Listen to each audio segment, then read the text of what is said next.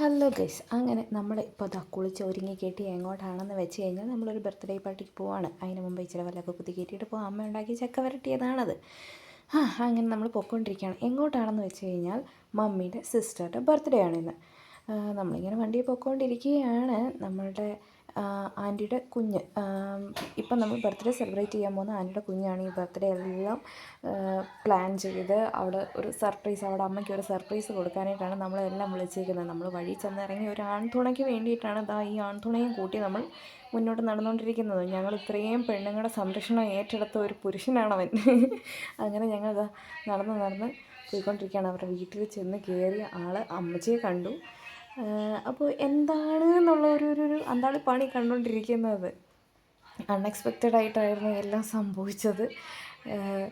അങ്ങനെ ഞങ്ങൾ ചെന്ന് കയറി. ആ ബാസ്ക്കറ്റിലിരിക്കുന്നത് നമ്മുടെ ഫാമിലിയിലേക്ക് അഡോപ്റ്റ് ചെയ്ത ഒരാളാണ് കേട്ടോ. ഞാൻ കാണിച്ചു തരാം നിങ്ങൾക്ക്. നമ്മൾ ചെന്ന വിശേഷമൊക്കെ പറഞ്ഞുകൊണ്ടിരിക്കുകയാണ്. എന്താ നിങ്ങളിവിടെ എന്നൊക്കെ ആൻറ്റി ചോദിച്ചുകൊണ്ടിരിക്കുന്നത്. ആൾ കറിക്കരിഞ്ഞുകൊണ്ടിരിക്കുകയായിരുന്നു. ആകെ ടെൻഷനായിപ്പോയി ഒന്ന്. എന്താണെങ്കിലും ആകെപ്പാടെ പേടിച്ച് വരച്ചിട്ടാണെങ്കിലും പുള്ളിക്കാരി എണീക്കാനൊക്കെ ശ്രമിക്കുന്നുണ്ട്.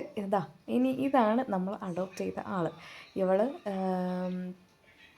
നമ്മുടെ നെയ്ബറിൻ്റെ കയ്യിലുണ്ടായിരുന്നതാണ്. ഇവളെ നമ്മളിത് അഡോപ്റ്റ് ചെയ്ത് എല്ലാവരും ഇങ്ങനെ ഇവളെ പരിചയപ്പെട്ടുകൊണ്ടിരിക്കുകയാണ് കേട്ടോ. ആളൊരു പാവമാണ്. എല്ലാവരും പേടിയാണെന്നുള്ളതിൻ്റെ ഒരു പ്രശ്നം ഒഴിച്ചാൽ ആൾ ഭയങ്കര കോഓപ്പറേറ്റീവ് ആയിരുന്നു. എടുക്കാനും പിടിക്കാനും ഒക്കെ സഹകരിക്കുന്ന ഒരു കുട്ടിയായിരുന്നു. അങ്ങനെ നമ്മളെല്ലാം തൊട്ടും പിടിച്ചുമൊക്കെ ഇങ്ങനെ ഇരിക്കുകയാണ് കേട്ടോ. എല്ലാവരെയും കൂടെ കണ്ടതിൻ്റെ ഒരു അന്താളിപ്പോൾ അവളുടെ മുഖത്തും ഉണ്ട്. ആകെപ്പാടെ ഒന്ന് വരണ്ട ഒരു പ്രതീതിയായിരുന്നു. എന്നാലും എല്ലാവരും ഇങ്ങനെ മാറി മാറിയൊക്കെ നോക്കുന്നുണ്ടായിരുന്നു. അങ്ങനെ ആൻറ്റി പോയിട്ട് ഡ്രസ്സൊക്കെ ചേഞ്ച് ചെയ്ത് വന്നു. നമ്മൾ ചെന്ന വിശേഷങ്ങളൊക്കെയാണ് കേട്ടോ ഈ ചോദിച്ചുകൊണ്ടിരിക്കുന്നത്. നമ്മുടെ ആൻറ്റിയുടെ മമ്മിയുടെയും ബ്രദർ കൂടി വന്നു കഴിഞ്ഞിട്ട് കേക്ക് കട്ട് ചെയ്യാമെന്ന് തീരുമാനിച്ചു. അപ്പോഴത്തേനും അച്ചാച്ചനൊക്കെ വന്നു. മോള് പോയി കേക്കൊക്കെ എടുത്തിട്ട് വന്നു. അവൾ രാവിലെ അങ്കിളിനെയും കൂട്ടിയിട്ട് പോയി കേക്കൊക്കെ വാങ്ങി വെച്ചിട്ടുണ്ടായിരുന്നു കേട്ടോ. ഇത് ആൻറ്റി ഒന്നും അറിഞ്ഞിട്ടുണ്ടായിരുന്നില്ല. അങ്ങനെ ക്യാൻഡിൽസ് വെക്കാൻ നേരം പറയുകയാണ്, അയ്യോ വേണ്ട എൻ്റെ ഏജ് എല്ലാവരും അറിയും എന്നുള്ളതൊക്കെ ഇങ്ങനെ പറഞ്ഞുകൊണ്ടിരിക്കുകയാണ്. ഒരു കൺഫ്യൂഷൻ ഉണ്ടായിരുന്നു എങ്ങനെ ഈ ക്യാൻഡിൽ വെക്കുക എന്നുള്ളത്. കാരണം നമ്മൾ എങ്ങനെ വെച്ചിട്ട് ഇത് തിരിഞ്ഞിരിക്കുന്ന പോലെ തോന്നി. പിന്നെ അറിയാവുന്ന രീതിയിലൊക്കെ അങ്ങ് വെച്ച് അങ്ങ് റെഡിയാക്കി. അങ്ങനെ ക്യാൻഡിലൊക്കെ വെച്ചു. ഇനി ആൻറ്റിയോട് പറഞ്ഞ് ഷോൾ എടുത്തിട്ട് പ്രാർത്ഥിക്കണം എന്നൊക്കെ പറഞ്ഞിട്ട് നമ്മളിങ്ങനെ ഓടിച്ചു വിടുകയാണ്. അപ്പോൾ മോളിതാ ക്യാൻഡിൽ കത്തിക്കാനൊക്കെ ട്രൈ ചെയ്യുന്നുണ്ട്. അവളുടെയും കൈ വിറയ്ക്കുന്നുണ്ടായിരുന്നു. ആദ്യമായിട്ടാണ് അവളുടെ അമ്മയ്ക്ക് വേണ്ടിയിട്ടൊരു സർപ്രൈസ് എടുക്കുന്നത്. അങ്ങനെ നമ്മൾ ക്യാൻഡിൽസൊക്കെ ലൈറ്റ് ചെയ്തു, എല്ലാം റെഡിയാക്കി. ഇങ്ങനെ കേക്ക് കട്ട് ചെയ്യാനായിട്ട് വെയിറ്റ് ചെയ്യുകയാണ്. ഓരോരുത്തരൊക്കെ ഇങ്ങനെ വന്നുകൊണ്ടിരിക്കുന്നു. ഒത്തിരി വലിയ ഫങ്ഷനൊന്നും അല്ലായിരുന്നു കേട്ടോ. നമ്മളും നമ്മുടെ ഫാമിലിയും മാത്രമുള്ളൊരു കുഞ്ഞു ഫങ്ഷൻ. ഭയങ്കര ചെറിയ ഫങ്ഷൻ മീൻസ് ഭയങ്കര ചെറിയ ഫങ്ഷൻ. സഹോദരങ്ങൾ മാത്രം. അമ്മച്ചിയും ഉണ്ടായിരുന്നു. അമ്മച്ചിയും മക്കളും അത്രേ ഉണ്ടായിരുന്നുള്ളൂ. കൊച്ചുമക്കളും ഞങ്ങളും ഉണ്ടായിരുന്നു.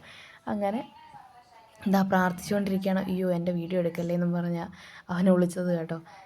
വീഡിയോ എടുത്തതിന് എനിക്കിട്ട് തല്ലിയതാണ് ആ വിറയൽ. അവനാകെപ്പാടെ ഒരു ചമ്മലാണ്.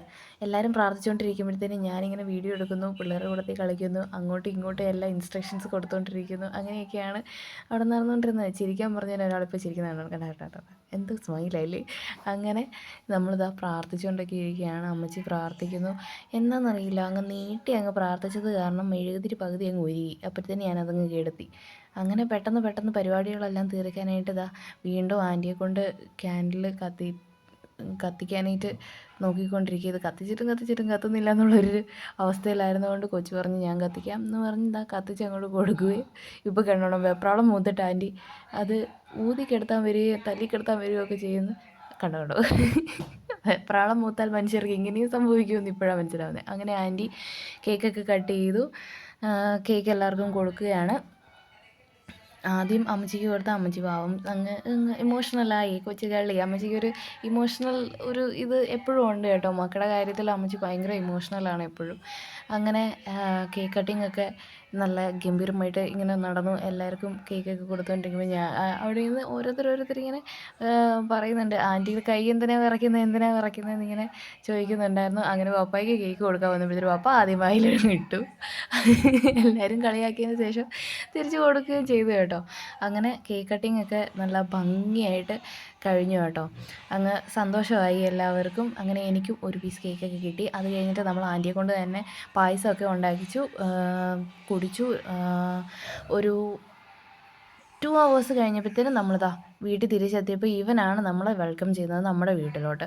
ചേച്ചി വാതിൽ തുറക്ക് എന്നുള്ള ലുക്കിൽ അവൻ വന്നിരിക്കുകയാണ്. അപ്പോൾ ഇന്നത്തെ വിശേഷങ്ങൾ ഇത്രയൊക്കെ ഉള്ളൂ. സബ്സ്ക്രൈബ് ചെയ്യാൻ മറക്കണ്ട.